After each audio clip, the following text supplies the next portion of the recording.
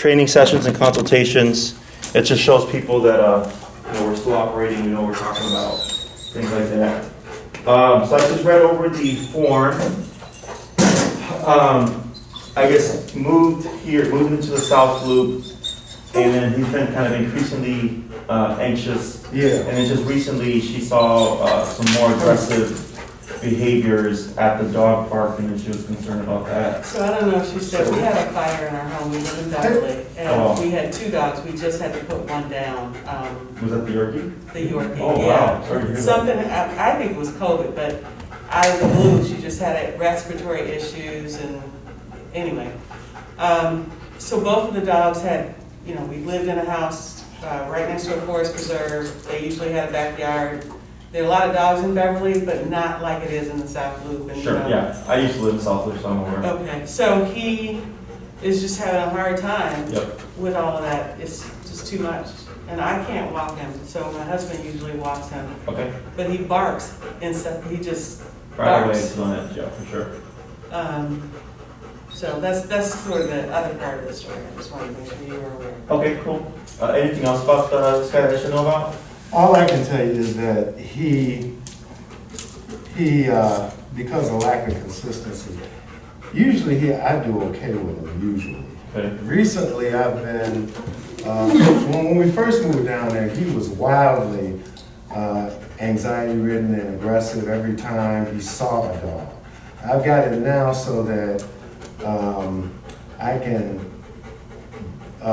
when we see other dogs, if I walk across the street and I give him the heel command, which is, we use check. Okay. Jose? Or if I have him sometimes, come in. Sit. I can have him sit sometimes. He'll still bark. I notice though, when I comfort him, it seems as though he wants to be comforted, but at the same time, he still wants to go. And most of the time, the tail is wagging when he wants to get to another dog. I've let him, on occasion, get close enough to do the sniff. Sometimes they go okay. Sometimes he reacts, sometimes the other dog. And I assume it just has to do with however they're checking each other out. One of them doesn't like it, or one of them is more aggressive than the other. But my deduction was, I think he's excited and wants to play. Okay. But I've been hesitant because I don't want him in that fucking South Loop with But the, they're recording you. oh, I'm sorry. Sorry, but that's where all the time. With the sedity people, that want to say, hey, put the muzzle on that dog, all that. Yeah. They don't even know my dog. Yeah. So he's been barking a lot, and they have a little fenced-in area over in the park where I can take him and close the fence. We can run around a little concrete area. Yep. And I let him do that a few times. And when other dogs come by, he barks, runs back and forth up and down the gate like he would at my house that we used to live in Beverly. Mm-hmm. Then I started making him sit and holding his muzzle when he started to bark and saying, no bark, no bark. Mm-hmm. And that's worked a little bit. Mm-hmm. So now I've gotten to the point where when he gets excited with the other dogs, if I really am forceful and say, nose it, he'll stick with me, but he still wants to lurch ahead. Sure. Okay? But he will follow some commands, usually by the neck more than the verbiage. I said, Laney, good boy. Is this time? So I started with a guy who was training using check commands. Mm-hmm. Nose for heel, Sydney for sit, Laney for lay, and those are pretty much, and nose for heel. Mm-hmm. Those are pretty much the only commands I've been using with him because I stopped working with that guy well before we had the fire. He had kind of settled into the out in the yard, poop, bark, run around, smell things, come in and be cool. But since we're in this new environment where I need to control him better, that's why my daughter reached out to you. I thought I was slowly getting him to where I could control him, but he still was not. I know he's not trained, because if he were trained, I could take him off leash and tell him to sit and lay and Not stay. worry about it. Yeah. And then I have to worry about. Right. Yeah, because I have had dog, I've had another dog who was off leash trained, so I could take him to the forest reserve, let him off leash, he could disappear into the woods, I could call him, he'd come and immediately sit and that kind of thing. Okay. He's a good guy. Yeah, it's just, he's just on edge because of the environment. He's on edge, and the other thing that you should know is, He keeps trying to home. Is he neutered? he's been He's neutered, fixed, yeah. but he's also afraid of people. So if someone comes into our home, He's reluctant, he's he not. runs afraid. upstairs and hides. Oh. He runs upstairs and peeks back down. Or when we were in Beverly, if people were coming in the house, he would back off instead of He being went aggressive. upstairs. Yeah, He's did the same thing. yeah, that's what I mean. He's scary. He barks a lot, but he's scary. Yeah, like so what he's doing is, so in their world, it's kill or be killed, right? Like as humans, we know we have laws that protect us. Right. He's not aware of these laws.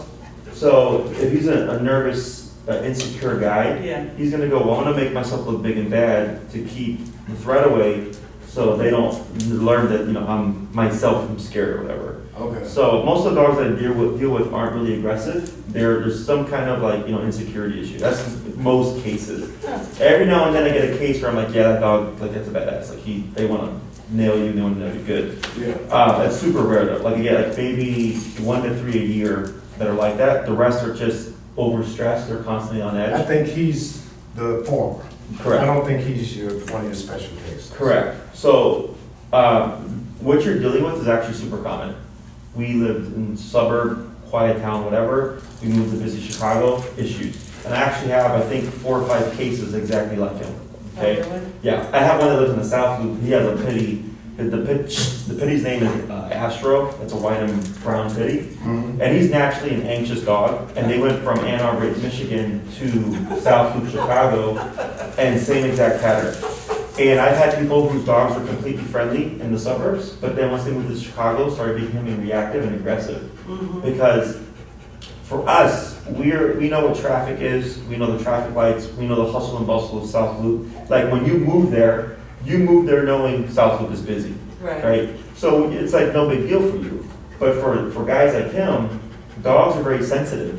And the traffic, the noise, the number of people, the construction, there's a lot of buildings going up, all that stuff is energy, and it puts him under stress. Huh. So then when he goes outside, he's just under stress already, so then he's just escalating on top of that, okay?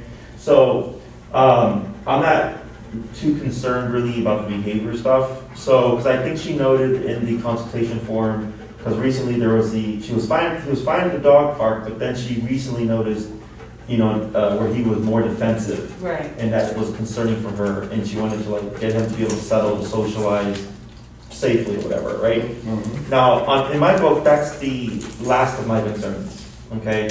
Because the biggest factor is the environment. I can't change your environment.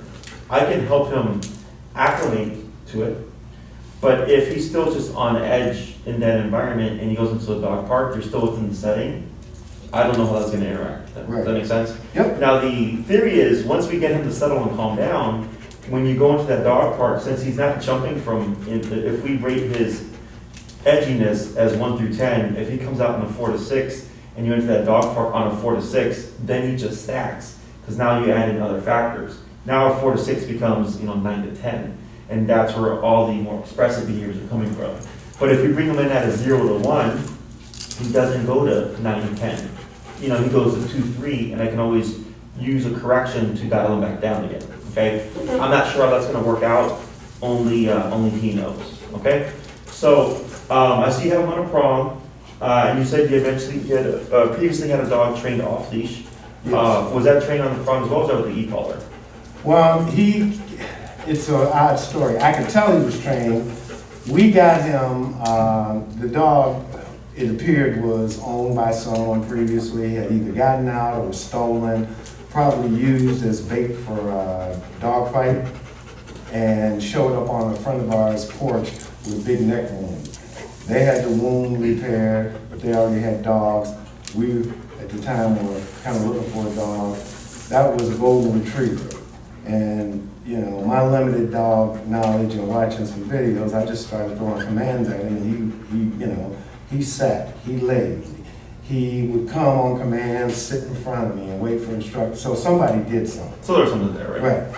But in terms of their training method, I don't know. The only other dog training I did was years and years ago. I had an Irish setter and I did some kind of like at the municipal park thing. Mm-hmm. That's where I kind of basically learned it, or I thought I learned that you control dogs more through their neck than with beating them and all that kind of, that they don't understand that. Mm-hmm. The other thing that I think I learned was that they're pack animals, so in our household, he's trying to figure out where he fits in. Yeah. And, when we had the Yorkie, he knew he was behind the Yorkie because the Yorkie was there first and she always let him That's go. what's coming into place, yeah. So he knows he's the junior pup in the whole household. And what you were saying before, to a degree, I think I already understood that. I try to tell the rest of my family, we got to think like a dog, not think like people, Right. to the best of our ability. Mm-hmm. And so, like when the other dogs walk by and he barks at him, his tail's wagging, and he's back and forth and back and forth. Mm-hmm. I kind of assumed it was either he wanted to play or he wanted to announce himself and let it be known, the baddest dude is on the block. Mm-hmm. But I didn't know which. Okay. I don't know how to correct it. But here's the issue, I won't block him because he's too much for me to For handle. sure, yeah. And now that Chandler's gone back to school in Ann Arbor, she was the only other person in the house really besides my husband who took the time to actually walk him. The dog, believe it or not, I'm sorry, belongs to. Is he just suckling or is he gonna chew it? There you go. I don't know what he's He wants to chew on that leash. Yeah. doing. The dog was actually a combination birthday college graduation present for our oldest child, who was a son. Okay. And the son, 25, Mm-hmm. doesn't, and the best way I can describe it, he doesn't do anything with him. He wanted a dog, but he doesn't want the responsibility. Just wants to enjoy the dog. But he wants the dog to just to lay down next to him. He doesn't want to play with him. He doesn't want to take him out for long walks. Mm-hmm. I don't know what he wanted, but so now we have this big dog that we're in this townhouse in the South Loop for probably a year. Chandler's gone back to school. My husband is the only other person really in the house that can manage him, and so I'm a little dilemma. Yeah, no, I mean, it's not the first time, that could be the last time, right? One last thing I want to mention before I forget it. Yes, sir. When I walk him, I usually don't use this standard leash. I use the extended leash. Yeah. I give him a lot, because I walk him early in the morning, like at 5:30, 6:30. And that's when he gets his longest walk. Mm-hmm. Because my son does walk him at night, he'll take him up and down the block to poop and pee. But he doesn't take him on, like I'll take him on the extended leash, and I'll actually let him go around and smell a lot of stuff. And when other people or dogs approach, I just draw the leash in and make it like a 6 foot. Sure, And, sure. I just want to let you know, he gets to roam the 25 feet that leash allows. Okay. But I've also used that to kind of control him and teach him about not going after the other dogs, like,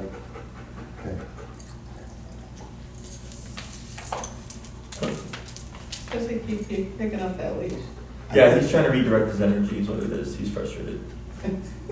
Okay, anything else about this guy? I'm sorry, what's his name again? Sykes. Sykes, okay. I can't think of anything right now. Okay. So here, definitely some anxiety going on.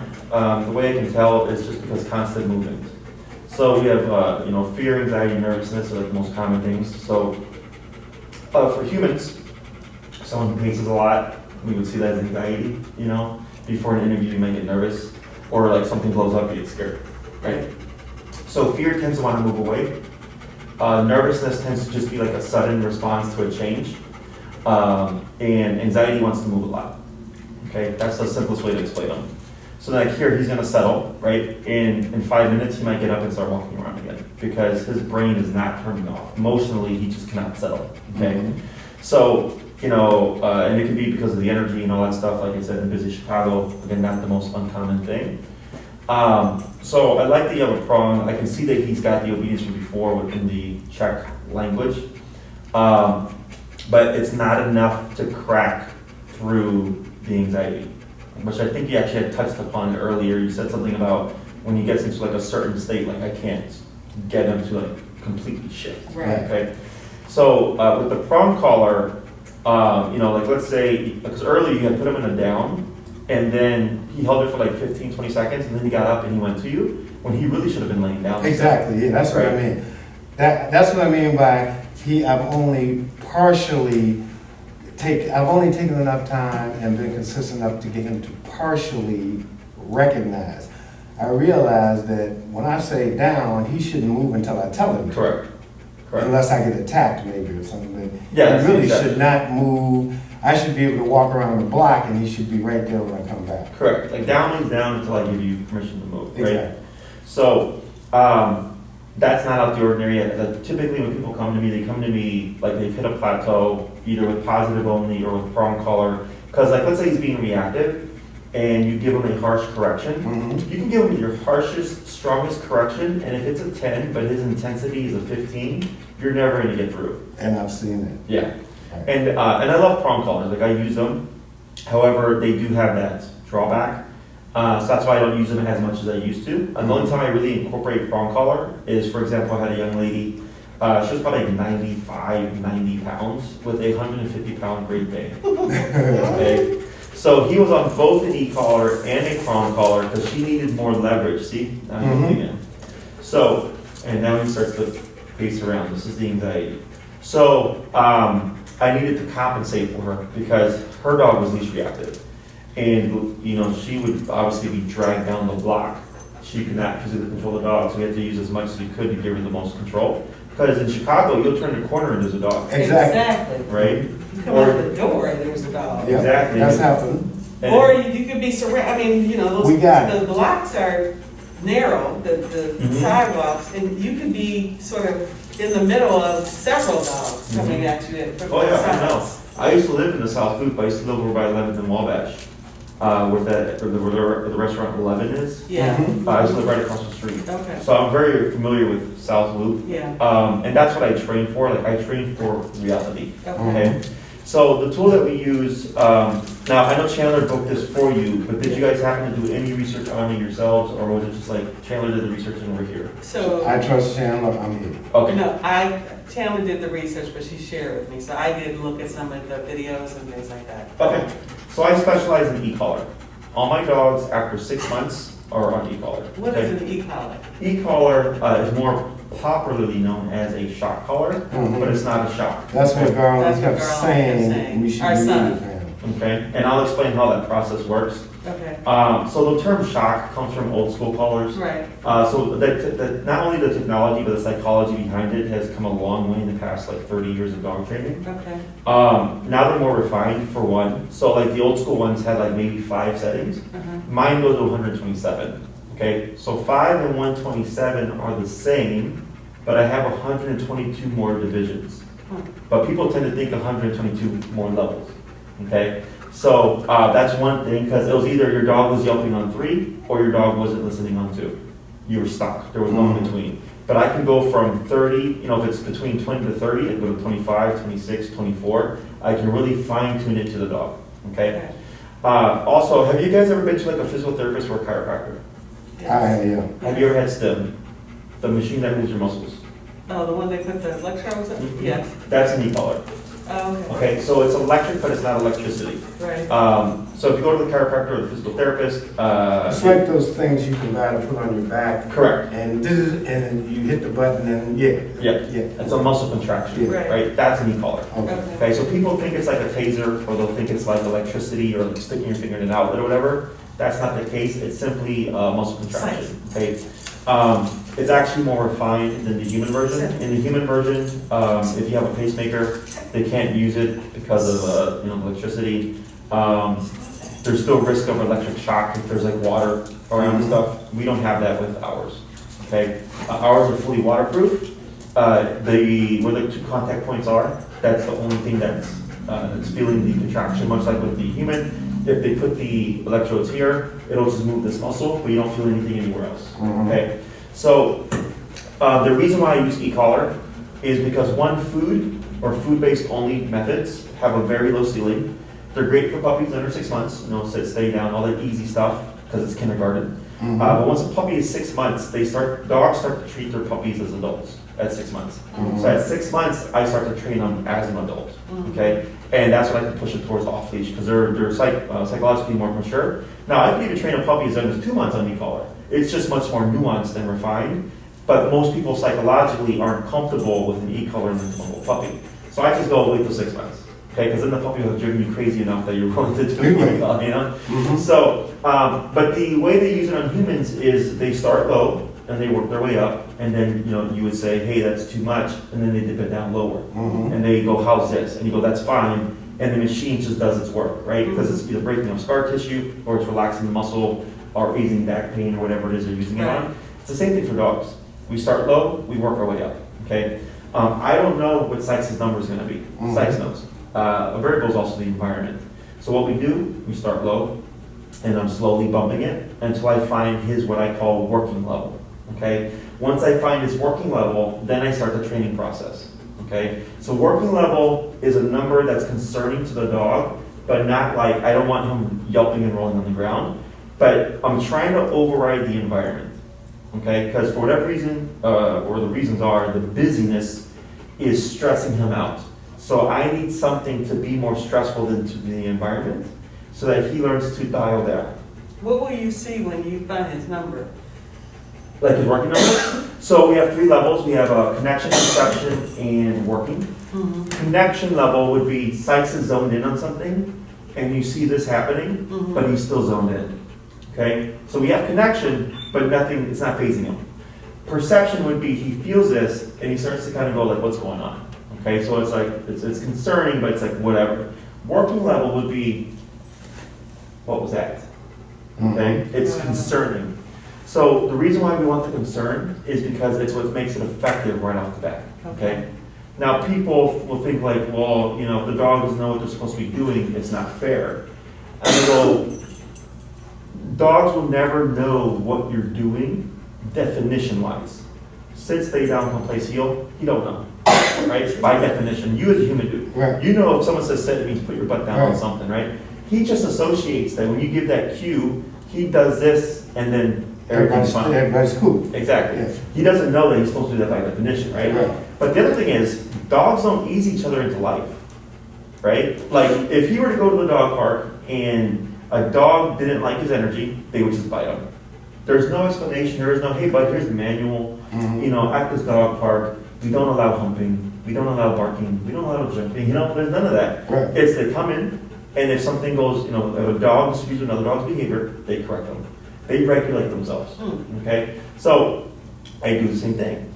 Because if I try to do the process that everybody, you know, promotes, because I'm one trainer out of like a very few that train like this. Because like you said earlier, from a dog's perspective, right?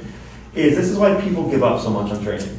Is because if they're using food only, it doesn't translate to the real world. Because the dog doesn't care about the food. Like that. Exactly. If they're doing prong collar, you know, it's more effective. I'm not against it, but then we hit a plateau of like, I can't stop reactivity. Right. So the reason why I just go to e-collar is because I know it's perfectly safe to use. I get off-leash control right off the bat, but then also it gets me the consistency of stopping behaviors.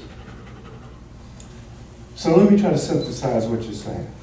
At first, I didn't know what you were talking about in terms of the nuances, but there's regular choke, there's prong collar, and now there's e-collar, which you call shock collar. I need shock collar, okay? You're right, the perception I had primarily was that it was a shock collar like an electronic shock.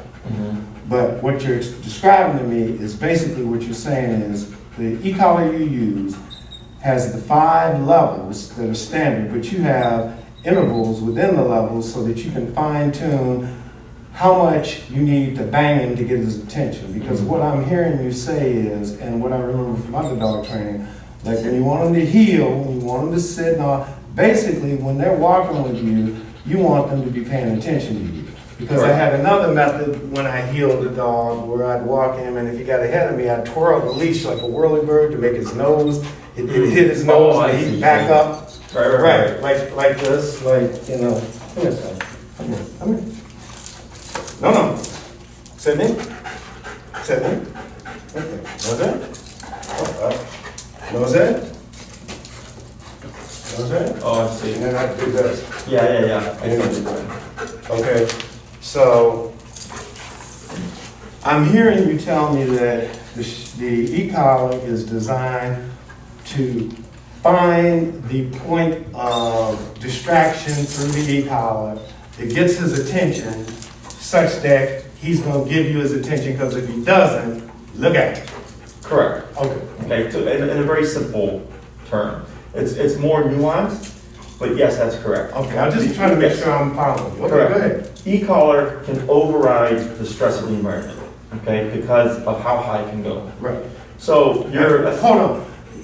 As an analogy, when you say because of how high it can go, the analogy would be with the pinch collar. First, it's real effective because they don't like the pain of the pinch. But as they get used to it, depending on his, you're just getting first. I mean, it's up to you. I don't mind. We're closed in here. If you want. he bites at the leash because he controls it and he doesn't like it. That's what I think. Well, this is all redirected. He's so anxious that so dogs express emotions through their mouth, nipping, chewing, barking, biting, licking, panting, salivating, right? So he's just, all this here is frustration. Okay, all this anxiety has to go somewhere. So that's where he's He's directing. directing it, correct. Oh, because Okay. he's not, doesn't have anything else to do. Okay, I'm gonna shut up and let you keep going. I just You're wanted to okay. see if we were. No, yeah, for sure. So it's not so much about punishing him about being bad, because he's not being bad. He's overstressed. Okay? He's got leash up. Is he okay with people? Yeah. Yeah, Yep. he He's might really be good with scary, but, He's definitely gonna chew that leash out. For Come here, sure. Sykes. yeah, he is. Come here. No. Go ahead and hand it to you, No. sir. See, he's scary of people.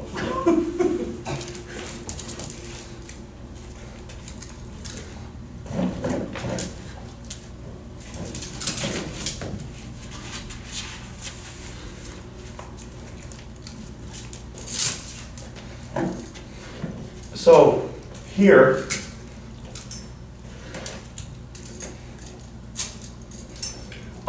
you're trying to override the stress of another stressor, okay? But the stressor that we're using goes away. The stress of the environment doesn't, okay? So once he starts to learn that, hey, this new stressor, it turns on and it turns off depending on what I'm doing, he starts to settle, okay? So the first thing I do with this guy is I teach him heel, but my style, okay? Heel is if I take one step, you take one step. I take 5 steps, you take 5 steps. When I stop, you automatically sit, you put your butt down.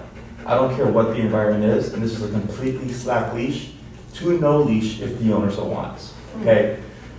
When you have that level of discipline, it's like fading everything else out, you know? So it's like, I play music, so like when I would practice, I would be so tuned into the music, that discipline of the music, that I would kind of forget what was going on. I'd forget the time and all that stuff. Then I look up and it'd be like 2 hours later, you know? So it's very similar, where he's so disciplined, and when I say focused on you, it doesn't mean always staring at you. It means mentally, he's dialed in. He's still looking forward, he's taking in the environment, he might glance around, but he will still follow your movements because mentally he's under control.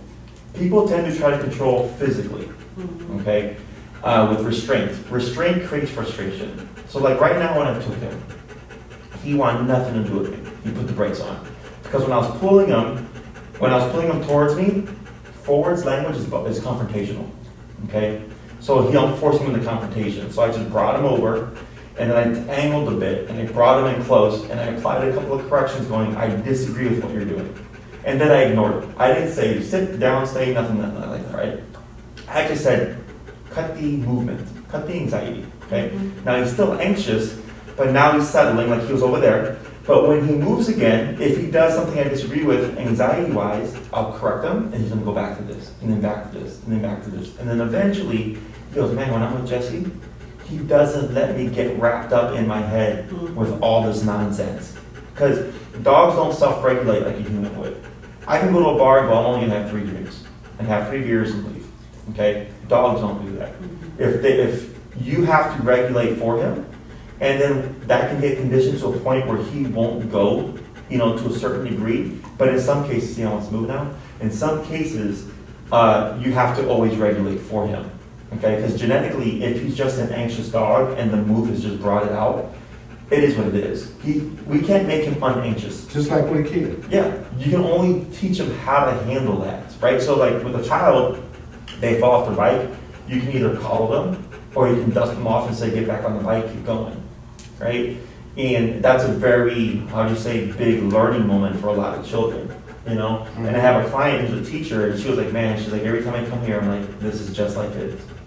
In the way of it's just the discipline is different because dogs are physical. We can't explain things, right? We can only explain things through, like right now I give him 3 pops and I was like, I'm disagreeing with your energy right now. And he's like, all right, well, let me give you something else. And I'm not disagreeing with this because this is what I want. So I just want passiveness, right?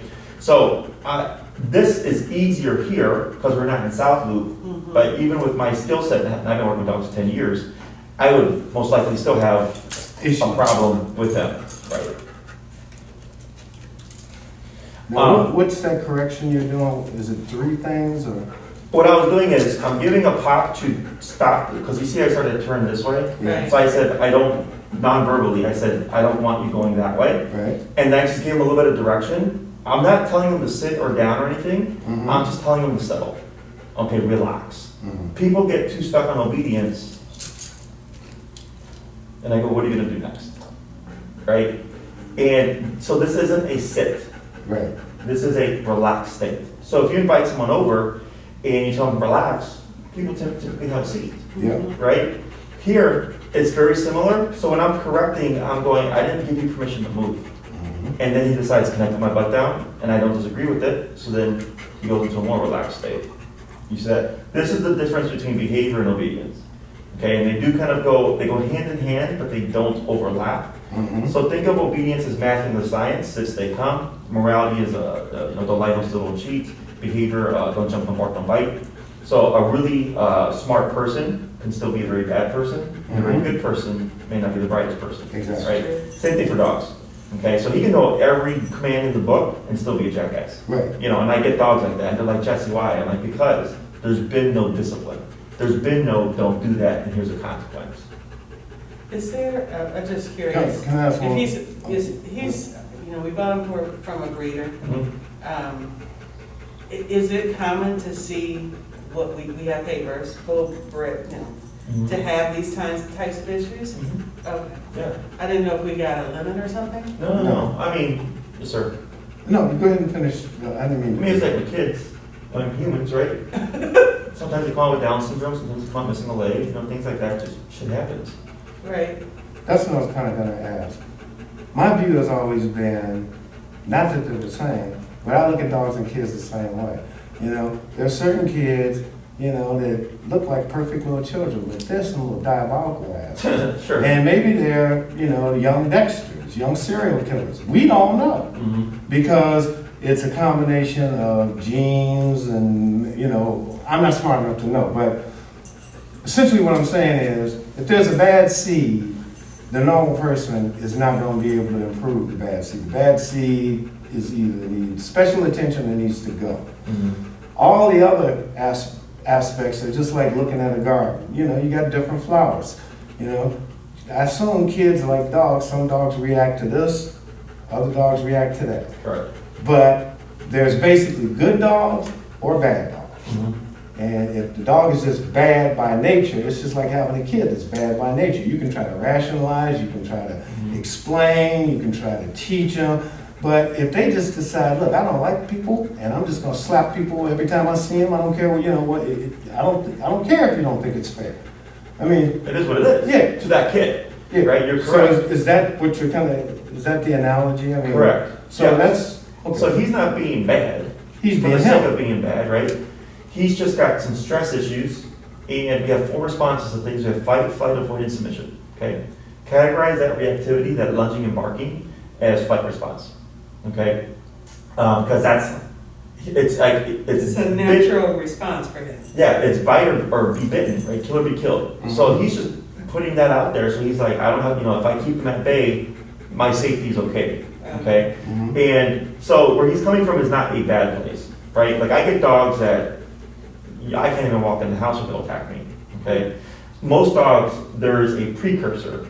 You know, if they're scared of people, they don't want to be touched. If the person tries to touch them, yeah, they're gonna bite, but they'll like move away like he did. But if I try to touch him, if he would have snapped at me, I wouldn't say like, oh my God, your dog's aggressive. I would say your dog's fear aggressive. Because he was moving away going, hey, I don't want you to touch me. And if I break that threshold, he's gonna say, hey, you leave me no option here, right? So that to me, that's a valid bite. So when I review my aggression cases, I'll ask a lot of questions because I have to know the context, okay? I have to know the context to discern whether or not was it a valid bite or is it this dog have issues. Sure. So like, I had a case where the dog would bite for any little thing. You walked in the house, you walked past him, you tried to touch him, aggression, right? And he wasn't running away. He was just like, I don't like this, I'm gonna bite you, right? Just like with some kids, they're just like, they just resort to that, Just right? like, yeah. So you can't understand why they do it. it's just how the brain works, Yeah. you know? And again, it's nothing, at least with dogs, good or bad, because humans are self-aware, right? But That dogs- child Right. is, you know, either has been taught or does know that, hey, this is not excusable behavior, but Yeah. I'm still gonna do it just for the sake of doing it, right? Mhm. Dogs don't do that. I know. Yeah. Okay, so that's the positive. So with the e-collar, when I get a case like this, I don't target the behavior because it's not the issue. The issue is he's overstressed. Okay, and I actually just did a case earlier. You know, dog was like 20 pounds, super crazy, which is nuts. She had her first class today, and he was going from very anxious, very stressed, barking and whining and all that stuff, to the end of class, which was very calm. And all we did was discipline him using obedience. So the way I address the guy like him is through the healing concept, because one, it gives him something to focus in on, to just override the environment. Two, the e-collar behind it is kind of like the spanking, which settles him down. So like right now when I was correcting him, now he's going to start like move. He's still moving, but moving less. And earlier because he was unaddressed. Right. Okay, so I'm tolerating this because he's just sitting, he's looking around, that's fine. He's not chewing the leash anymore. He's not pacing. So I'm giving him some gray area. Okay, so then once he gets tired of this, he's going to lay back down again. But then the brain's going to escalate, he's going to move, and I'll again immediately disagree with it, and then I'm going to settle him and he's going to repeat. Now, if I had him for a long period of time, this would go away because I'm so consistent on stopping things. I don't let the brain go to, that 4, 5, 6, whatever. See? And I've not said a thing to him. All I've done through corrections is said, I disagree with your anxiety. Okay? It doesn't matter what the logic is. Because people go like, well, the dog's anxious. I'm like, there's nothing I can do to explain to him not to be anxious. All I can do is disagree with it. And the way dogs disagree is biting. Okay? So the physicality aspect, for humans, we now currently, I think, is being looked down upon. I was raised old school, I was spanked. Yeah. Okay? And I'm very grateful for it because that's why I'm so disciplined. And I use my mother as an example all the time when I work with dogs because I'm like, man, it's the same shit. If I didn't do my homework, if I talked back to my mom, if I didn't do my chores, stayed up too late, whatever it was, spank, spank, spank, spank, spank. If you don't want to get spanked, don't do that stuff. See, that's where we went wrong. You didn't say No, that. that's where I went wrong. If I had kicked your ass, I wouldn't have this problem. I've been listening to this man, and I've been making my little notes in your column too, because I'm gonna start adjusting your ass. Go ahead, Jesse. I'm sorry. No, you're fine. Physicality is healthy, but it has to be coming from a good place, right? I have friends who are also spanked, and when they explained it to me, I'm just like going like, man, that was way overboard. I remember, for example, I had an ex-girlfriend, and we got into one argument, like the 2 years we were together, and I just gave like a firm tone, and she like shuddered, okay, and I felt terrible.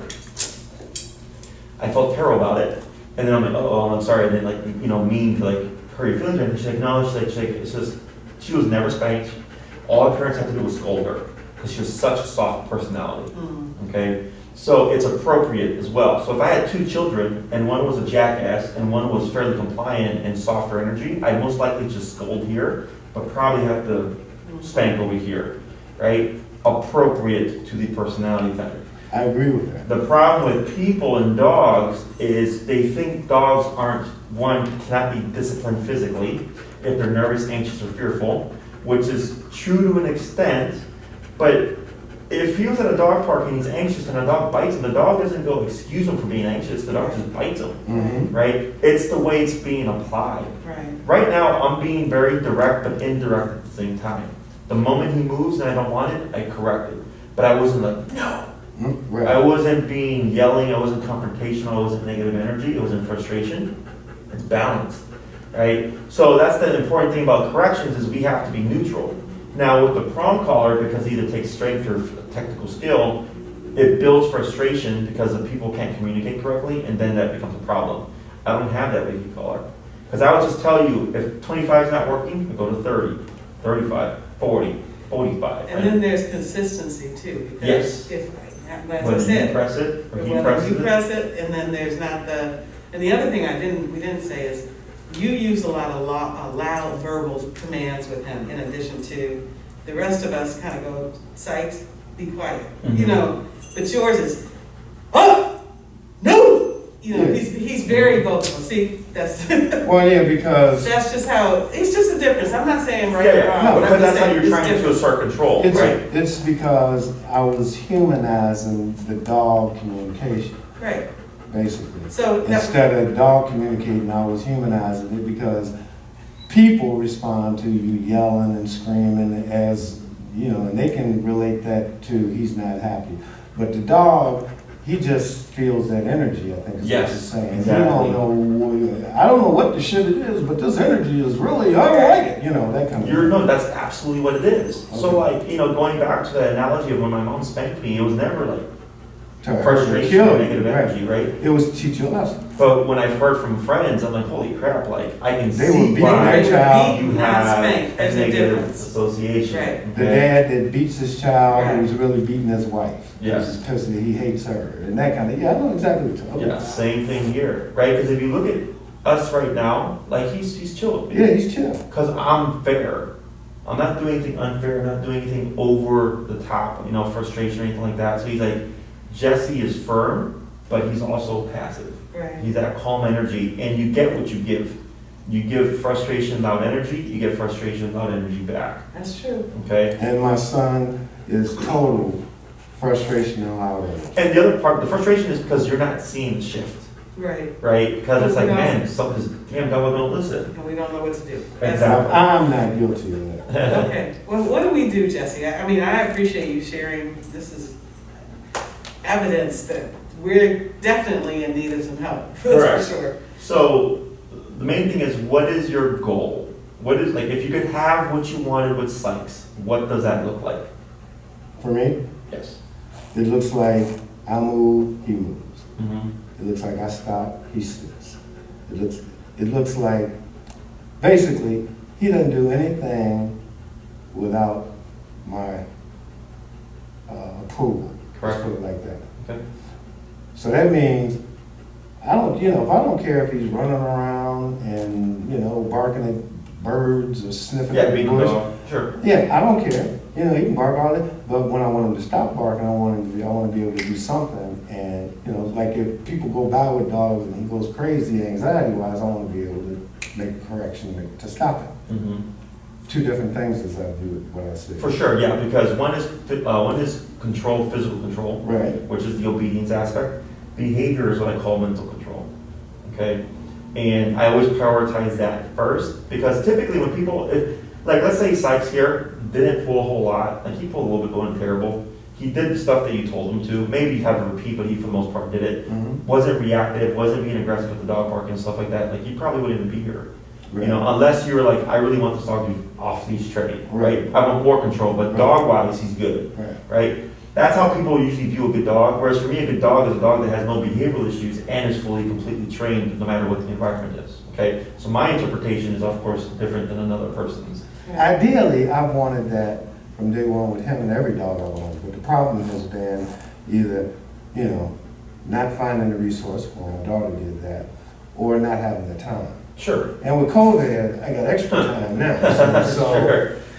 you know, and frankly, just to address my son the last time, I'm willing to get him where he needs to be so that I can explain it to my son and he can be that way with my son versus, because if we brought my son in here, he'd be sitting here going, because he, you know. He doesn't want to. Well, no, he's one of these He knows experts at everything. anything he Oh, Googles, sure, you know. sure. He's Googled this and that, because he just told me last night, I think we're going back to the shop collar. And I'm thinking to myself, you walk this dog 5 times out of 300 And only one down the block. and you want to determine how we're gonna train him. But basically what I heard him saying was, you know, this was his contribution. Mhm. He seems to want to find the quick fixes. That's the I problem. gotcha, sure. He sure, thinks sure. the shot collar, he can walk around and anytime the dog doesn't act right, he can bit. Yeah, it's But you're describing more something nuanced, yeah. totally different, and this is a note we should take, Dee Dee, because if we go into the shot collar, we're gonna have to immediately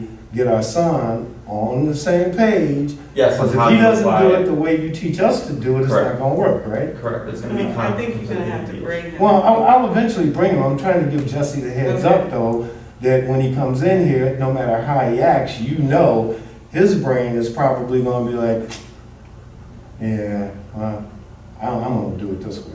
And he'll look at what you're doing, and he either will jump completely on board with you as an expert, or he will be doing the counter expert against you without telling. And it happens. I know. You know, everybody's brain works differently. No, that's what I'm telling you though, Uh-huh. because we, I think, have bought in. So we don't care if he does, we just need you to. Correct, yeah. Yeah.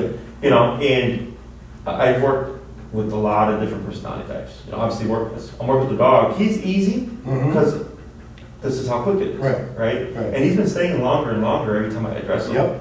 Because again, I'm just very consistent.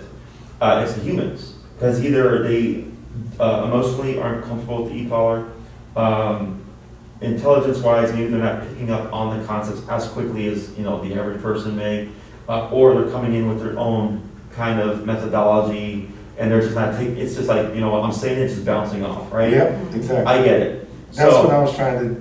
yeah, for sure. So we'll see what happens. At Okay. the end of the day, I can't make him, No. right? Maybe if you whoop him a time or two, he'll listen to you. No, if you're talking about my son, my true guess is, and the reason I told you that, to arm you with that is, my observation is he'll walk in with that attitude, but once he buys in, he'll be in. Yeah, I think once he sees like, oh crap, what he did worked. Right. And what I was But he's gonna be thinking- If reluctant. he saw this, Yeah. he would like, he never Yeah. does that for me. But he would be reluctant, Exactly. and he would.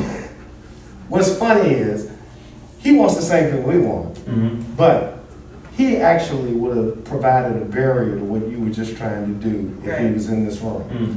subconsciously. But I don't want to spend too much time on that. The only reason I share that with you is because as she gave you our profile, Mhm. you know it's supposed to be my son's dog. Mhm. But my son, like some sons, I've observed this before, he wanted, you know, I knew it right away. He wanted a phallic symbol, you know, for himself, you know, Mhm. because he wanted a man type dog. You know? Mhm. So this is the Yeah, yeah. expression of him. I should say, kind of like the big. So truck he's kind of not the thing. dog, he loves dogs, but his perspective, in my view, is more weighted toward him and his image and how the dog fits him, whereas I try to come more from the dog's perspective, you Mhm. see. In other words, my son wanted this dog so he could walk around and make him sit and look all big and bad, Mhm. but he won't put the time in to get there. Right, right. And what you have to do, because dogs aren't bred to do that, Exactly. that's human psychology that's been created. Right. Right? That's why for me, like, I don't care about obedience, really care about the behavior, but the obedience is how I get my clients to dial into that behavior. Because it teaches you the concepts, it teaches you how to understand how he thinks and things like that, so they go hand in hand, okay? Cool. So what dictates the length of time, the cost and all that stuff is simply just how well trained you want him to be. And behaviorally, I'm not perceiving that the behavior is gonna be a huge problem. I think that's gonna just dial down the discipline Mhm. with the e-collar. Not so much the obedience, but the discipline that's being used to teach the obedience, okay? And I'm not sure if you saw, but if not, I'll make a note to send you a video. So we had a pit bull who had 2 trainers that failed, and they trained here in their first class, which is this is not a realistic environment. The dog was super reactive, highly anxious, under stress, much like he was. And I was talking to him, I'm like, I know what your goal is. I know behaviorally what we need to do. This exercise may not seem like it's related, but it's gonna fix a lot of problems, okay? And in the video, I'll go into more explanation, but first class, crazy, he's under stress. Second class, we were at Oz Park, super busy, calm as could be, because of discipline. So, I'm curious, what, and I know I looked at some of the videos, but I don't truly understand your training structure. How much is on us, to, like, is there homework that we have to continue? Absolutely, for sure. And because of that question, we're right now, the two of us in the house, our son is kind of in and out of the house, if you will. Would he also need to be present to be able to, so that we can all be consistent in the follow-up? With what he said about Hank, correct? Hank, Yes. What Hank said about your son is the only thing I would see is he doesn't have to be here, because one, we do record, so that he Okay, can always watch the video. okay, But two, I've had it in the past, either between couples or something similar, where they'll explain the ideology or whatever, and then the person will say, like, the trainer didn't say that. right. Like, they'll just reject Exactly. it. But it's not That would coming be from them. me, it's coming from you. Right, Right? So Right. that's the only thing I could see, being a potential issue. okay. But the videos are there. The first two classes are the most important, because that's where bulk of the learning is. Everything else is kind of like, come in if you can. Okay, Other than that, the other great thing about e-collar is, like, let's say you train Sykes here, then your daughter comes back, and he's already been done, right? And he's good, he's not anxious, not being reactive, all that stuff, and you show her the concepts. Is as long as she does the exercises like you showed her, and then she's at the correct number, everything just transfers. okay, Okay, now the recall she would have to practice with to teach him to go to her, but everything else, like the heel, the sit, the stay, the down, whatever it is that you teach outside of the recall, transfers very quickly. Okay, and the dogs will never forget it. Like, I've had dogs that I trained and like went to a rescue, and then, like, let's say I trained them for the rescue, whatever, and like, dogs trained, telling them to get adopted. 6 months, a year later, they'll say, like, Jesse, the dog's adopted, the dog's being a jerk. I show up, 15 minutes with the e-collar, boom, everything comes back. Okay, because it's like riding a bike. Like, you never fully forget, like, you're not gonna be perfect, but then after like some reps, you're like, oh, okay, I remember how to do this, and you're fine. Well, a guy told me once, and they laugh at me all the time, but that one initial dog training that I took that kind of gave me a platform to try to understand dog training versus humans trying to train dogs. He said,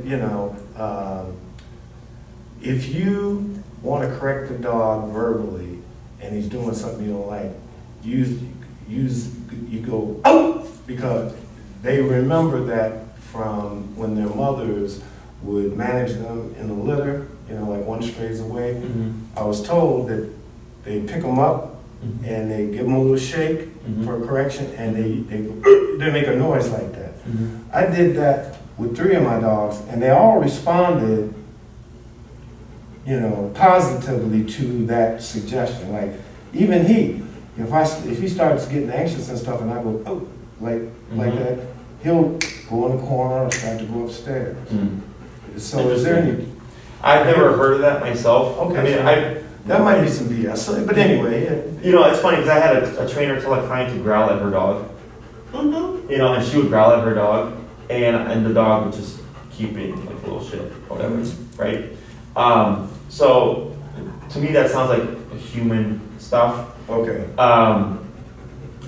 I've never come across that. I just wanted to check. Oh, for sure, yeah. And if it worked for your other 3 dogs, it could be just personality. Yeah. Because this is different. Like, I've had people have 10 labs, and then the 10th lab is a jerk. Okay. And they're like, why, Jesse? I've always had labs, and this one, I'm like, because it's just genetics. Like, just because it's a lab doesn't mean he's gonna be a great dog. Right. Just like kids. Yeah, exactly. Like, he's from a Just because your breed that parents watched are good people doesn't mean that the kids is not a bad seed. I get that. out. Yeah, you can have a Olympian for a parent and like a doctor for the other parent, and dog. An idiot for a child. Yeah. Yeah. So, what at minimum? So I'll give you the way I lay things out for people. I don't care what people do.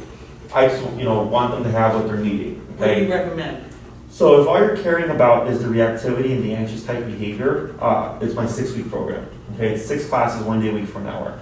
The first 2 classes, we review the heel body style. Okay, and then we see what does that fix.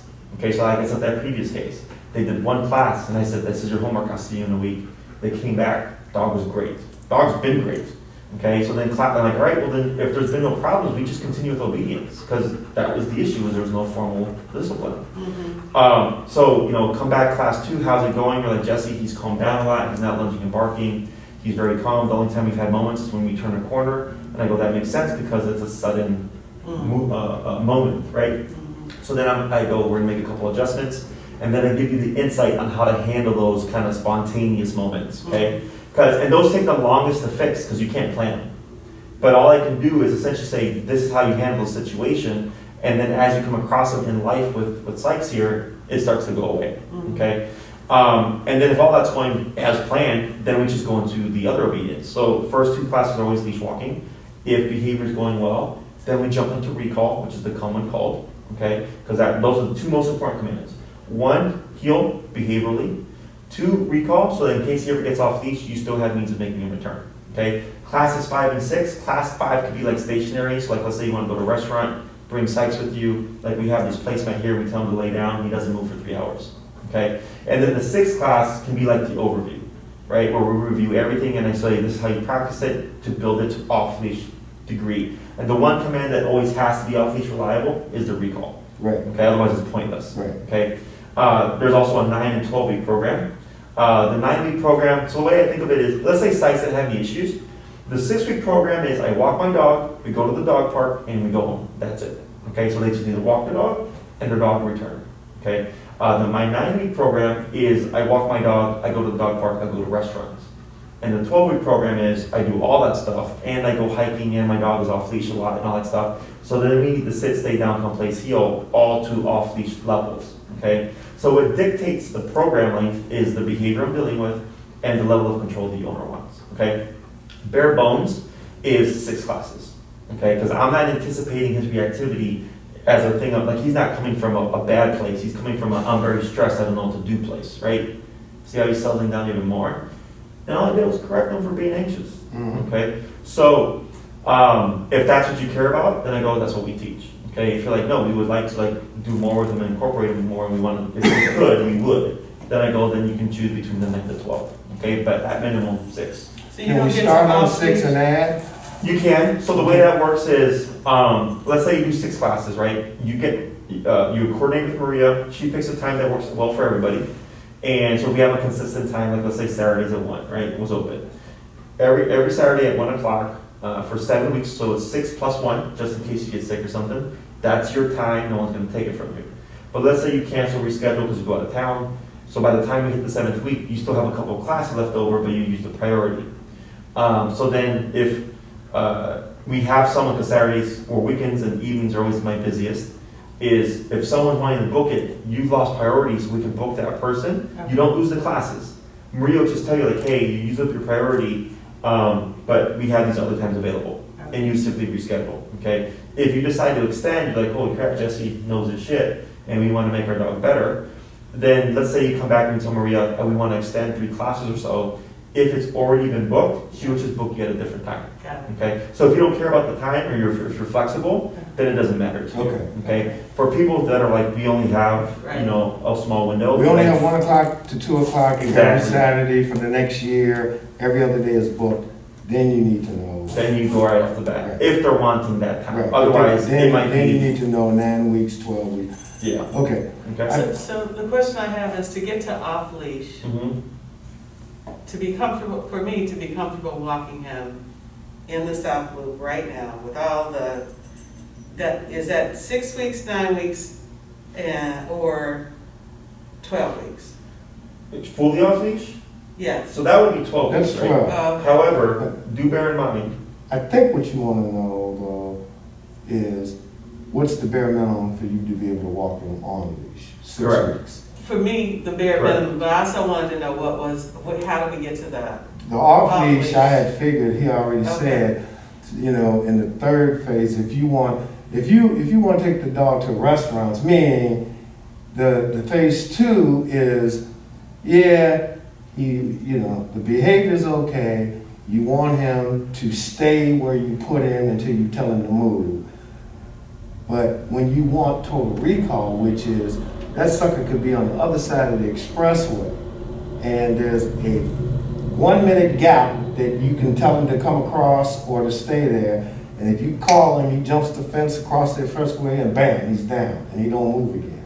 That's the most extreme. Yes, which, for the standard dog owners, that's not realistic. Right. I train for family pet stuff, but my priority is always behavior. That's why I do what I do, is the dogs that have behavioral issues are the dogs that are going to be returned. Okay, so I do both as we go along. As long as everything's going well, like I don't care how well trained you have them, I just care that the behavior is under control, and you have reliable recall, and he's not being a little shit when you're walking him downtown. Okay, that's what I care about. But if you're like, hey, we like that, but we want more, then I go, okay, cool, I teach that too. I don't sell or teach people what they don't need, because there's plenty of people that need my help. Got it. Does that make sense? Yep. That's how I approach things. I know trainers will tell you gotta do food first, and you gotta do prong collar, and you do e-collar. Now, I understand as a business, it's more money, okay? But also I understand through experience that people give up on those first two approaches very quickly because they don't work in the real world, okay? And I tell my employees, because they're trainers as well, they're training under me, I go, you're not a dog trainer. I'm like, your job is to keep the dog in the home, okay? Training is a part of that, but that's how I view my job. Anybody can teach sit, anybody can teach down, but can they teach the owner to have the skill set to have a nice, peaceful, harmonious life with their dog? Or as peaceful, because I get some pretty pet dogs, So that's how I approach this. So I saw you on one of your videos. You walk multiple dogs. Is that? Oh yeah, we do pack walks. Okay. Is that what is the purpose of that though? We do that, so at my daycare here, I don't know if you guys are familiar with Caesar Milan. I'm very much heavily influenced by Caesar Milan. Is he the whisperer? The dog whisperer. You saw him, right? I think I've seen him. Mexican guy with a TV show. Yeah, I think I saw him once, but I haven't paid close attention. So he can walk like 30 dogs at a time, Yeah. right? And, when I first got into this, I did, that was, it's still amazing to me. The most I've ever walked was 12 in the South Loop. Okay. But we do that here as like a part of our program, our daycare. Is weather permitting, my handlers can walk upwards of like 4 to 5 dogs a piece. I currently do about 8, and it's part of structure. Like walking in formation, things like that. It's just like a discipline. It helps dogs just learn how to have an off switch. It's different from the heel. Okay. Heel is trained and taught. So if I took this guy, like right now, I made him settle, and I've done no training with this guy. I've never met him in my life, right? But I know how to use this tool, and I know how to talk to him in his language to calm him down. So I could take this guy and walk him, and you would think he was perfectly trained, right? But he's not. It's because I know how to use my tools. Okay. So I'm a very good dog handler, which is why Caesar Milan, when he walks in, he's able to right away cause a change because he knows how to talk dog. Okay. So dog training is human teaching dog, right? And then dog handler training is me teaching you, and we do both. Okay, so because it's not just him. Like you just learned a lot today. Like, you're like reiterating everything, and you're picking up on everything I was saying, and it was like kind of opening up. Like, oh wow, like now I get what's going on here, because now you're starting to understand. Okay, so it's a balance of both. It's not just the dog. Right. The world is not meant to be what it is now. It's not meant to be a building with cars and traffic and highways and expressways and trains. It's meant to be trees, swamps, grass, hills, mountains. Right. So we've changed the world tremendously, and the animals have had to learn to adapt to it. But he's not meant to be in your home on a leash and all that stuff. He's meant to be out. He's not meant to be a dog. He's meant to be a coyote, a dingo, a wolf. But humans took, we domesticated. Exactly, and we've created this. So I think very primitively when I work with dogs, which would, in my opinion, makes me very successful, because I also go to the extent needed. So like if he needs for whatever reason 110 to cut the behavior, I go to 110. But people feel bad because logically they're like, oh my God, 110 is really high. And I go, but you can't think that way because dogs don't. Again, I walk in the homes with dead dogs. Where one dog killed the other. Well, that's what I was just going to say. If what you said wasn't true, then you ought to be able to. I mean, dogs can't self-regulate, like you said. You know, it's like I told my children, you know, at the end of the day, you know, everybody doesn't realize, but you gotta understand selfishness. If you don't understand that, you can't be nice to people. Mhm. And here's the deal. I don't care how close you are to somebody, you've been grown up, joined together. There's one last food parcel, no more to be had. Mhm. Okay, how much you love that other person, the instinct to survive Mhm. is gonna provide a big problem for you. Mhm. And it's gonna decide whether you're selfish or not. Correct. The instinct is to be selfish. Yeah. When you alter the instinct, you've learned selfishness, and you can therefore become a better person. I equate that to the dog situation. That's absolutely correct. Okay. That's absolutely correct. And then one last question. Mhm. Is daycare a good reinforcement for the behavior training or no? Yes and no. Okay. Like, cause I get clients, like, let's say he wasn't dog social, right? Just as an example. Us socializing him here wouldn't help the owner socialize him. Because Would the not? dog's with different people, Right. okay? Now, if I work with the client on how to socialize their dog and they bring him here, now we're on the same page. That can overlap.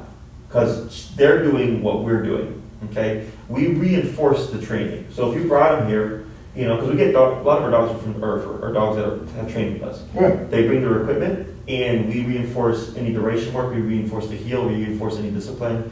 If the dog, we get dogs that can only be with us, because they're like that bad. But they're great here, because we're on the same page as the owner.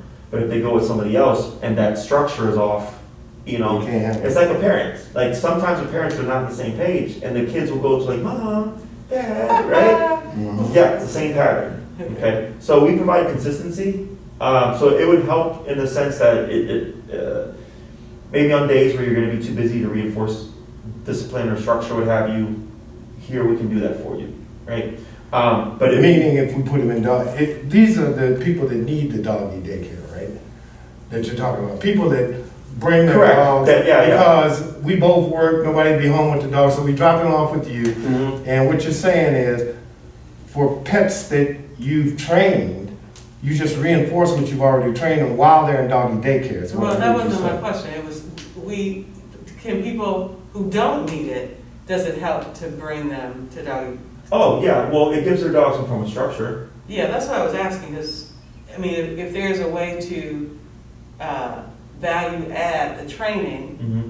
because otherwise Sykes is gonna be home, we're both working from home right now, Mm-hmm. and he's just gonna be in the house, Mm-hmm. just the three of us, really.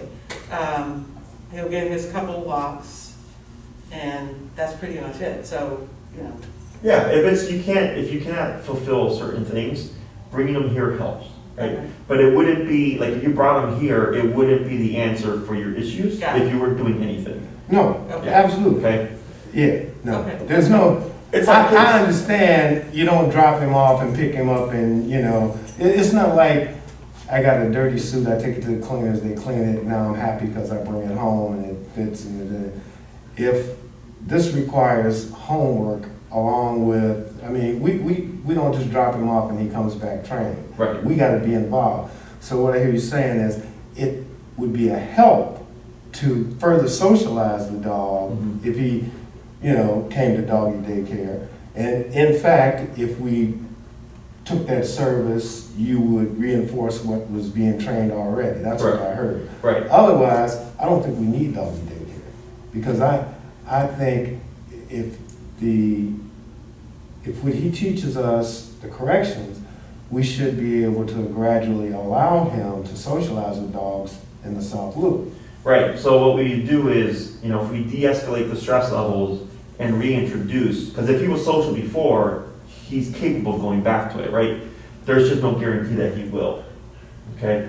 And then also the dog park is a big variable, because you don't know who's gonna show up. That's Yeah. true, but he was never, he was really never socialized, with the exception of our Yorkie. Because truly, the two of them were in our house, in our backyard. He may have come into contact with other dogs, but it wasn't on a regular basis. Right. So there was never a socialization, that's what I. Well, the only socialization, he was socialized with us as a family and he was socialized with With other another dogs. pet.